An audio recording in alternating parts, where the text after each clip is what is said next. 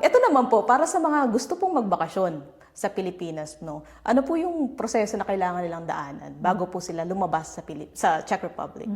Yeah, yung mga from the Philippines ay pagdating sa Czech Republic, for example, ay nakatagpo ng ibang employer, no, sa Czech Republic. So, ibig sabihin, nag-transfer siya from one company to another, ay kinakailangan po yan ay magpa-verify muna ng employment contract nila sa amin, no?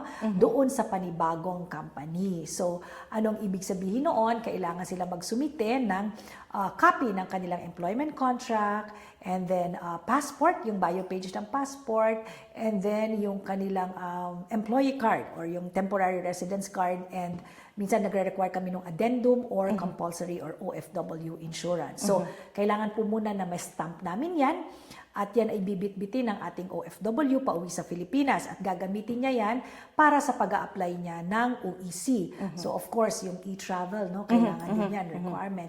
Needless to say, kailangan syempre ng ticket Opo. at Kailangan ng passport para makapagbakasyon sa Pilipinas. So yun. And then pagbalik naman nila dito, of course, kailangan meron silang bitbit na overseas employment certificate na ibig sabihin ay talagang may babalikan silang trabaho dito sa Czech Republic. Ang ganda nga po kasi ano na, digital na rin po, may travel na.